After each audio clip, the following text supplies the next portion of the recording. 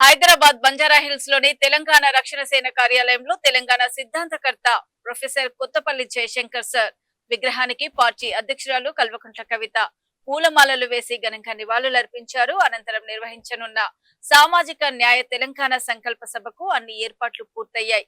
ఈ సభకు రాష్ట్రం నలుమూలల నుంచి కార్యకర్తలు, ప్రజలు భారీగా తరలివస్తున్నారు. సభలో తెలంగాణ రక్షణ సేన అధ్యక్షురాలు కల్వకుంట్ల కవిత సామాజిక న్యాయం, తెలంగాణ అభివృద్ధి, పార్టీ భవిష్యత్తు కార్యాచరణపై కీలక ప్రసంగం చేయనున్నారు.